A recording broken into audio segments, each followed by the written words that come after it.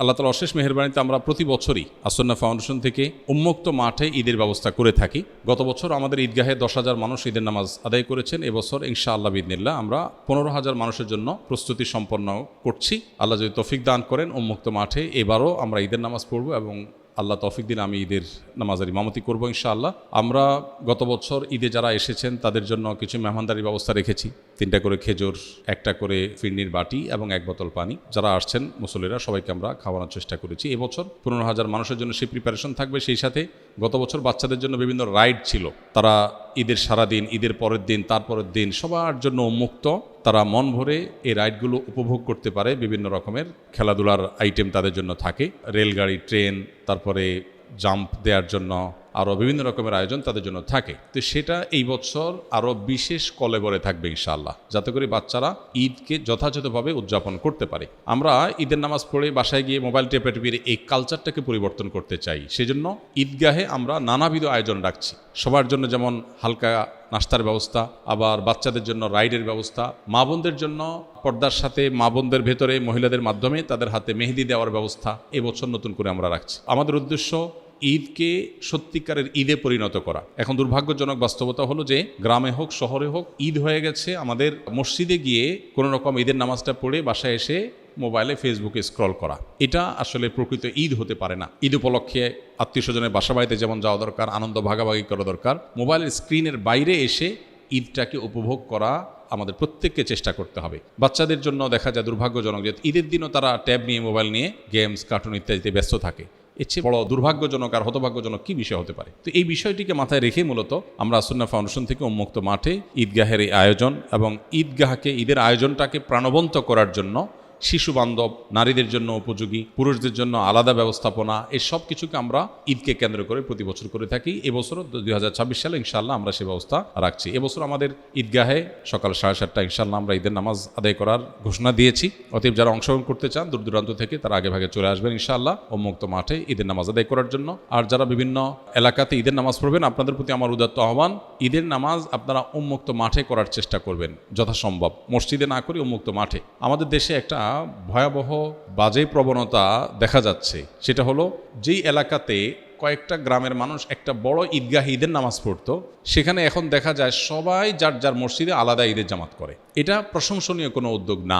ইসলাম চায় যে ঈদের নামাজ হবে কেন্দ্রীয়ভাবে, অর্থাৎ অনেক ছোট ছোট এলাকার মানুষ একটা বড় জায়গায় একত্র হয়ে ঈদের নামাজ পড়বে। এতে ঈদের সৌন্দর্য পূর্ণরূপে প্রকাশ পায়। ইসলাম আমাদেরকে দেখুন পাঞ্জেগানা 5 ওয়াক্ত নামাজের কনসেপ্ট বা বিধান যেটা দিয়েছে, এখানে ছোট্ট একটা মহল্লার মানুষের দিনে 5 বার দেখা হয়। জামে মসজিদের যে ধারণা ইসলাম দিয়েছে, আমাদেরকে বিধান দিয়েছে, সেখানে কি হয়, ছোট ছোট মসজিদের মুসল্লিদের আর একটু বড় পরিসরে দেখা হয়।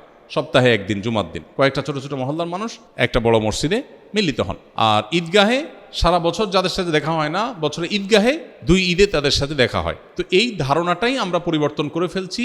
ক্ষুদ্র ক্ষুদ্র ছোট ছোট প্রচুর পরিমাণে জামাত করে ঈদের সৌন্দর্যটাও নষ্ট হয়ে যাচ্ছে। তো এই জায়গাটাতে আমাদের বিশেষভাবে মনোযোগ দেওয়া দরকার। দুর্ভাগ্যজনক বাস্তবতা হলো অনেক সময় দেখা যায় মসজিদ কমিটির লোকজন নিজেরা আলাদা চাঁদা তুলবেন, আলাদা টাকা কালেকশন করবেন, নিজেরা সভাপতি সেক্রেটারি হবেন, নিজের মসজিদ থাকতে সভাপতি সেক্রেটারি থাকতে আরেকজন ঈদগাহে গিয়ে নামাজ পড়ে মুসল্লি হিসাবে, এটা তো মানজ্যতের হ্যাম্পার মনে করেন। খুবই দুর্ভাগ্যজনক বাস্তবতা। এই যদি হয় নিয়ত, তাহলে এই ঈদগাহ, এই ঈদের নামাজ আয়োজন করে কি সওয়াব হবে, আল্লাহর কাছে কি পাওয়া যাবে? এই জন্য আমরা চেষ্টা করব ইনশাআল্লাহ যতটুকু সম্ভব কেন্দ্রীয়ভাবে বা বড় পরিসরে ঈদের নামাজ আয়োজন করা, এবং মসজিদে নয় মাঠে ঈদের নামাজের ব্যবস্থা করব। হ্যাঁ, ঢাকা, চট্টগ্রাম শহরে এলাকা যেখানে আসলে পর্যাপ্ত মাঠ নাই, সেখানে আপনি মসজিদে ঈদের নামাজ ব্যবস্থা করেন। অনেক জায়গায় আবার আরেক কাজ করা, রাস্তা দখল করে ঈদের নামাজ পড়ে।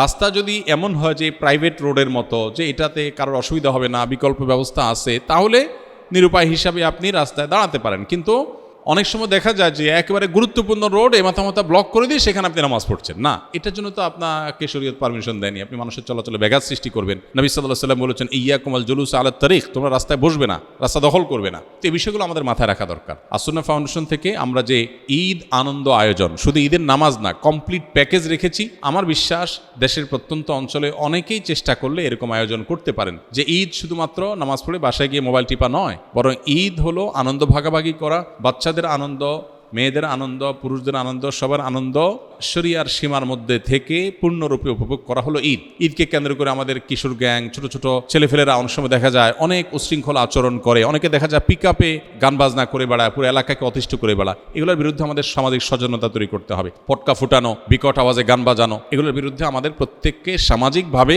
কাজ করতে হবে। কারণ এগুলোর কারণে অনেক দুর্ঘটনা যেমন ঘটে, সবচেয়ে বড় কথা হলো এটা আল্লাহর হুকুম লঙ্ঘন হয়, শরিয়া বিরোধী কাজ হয়।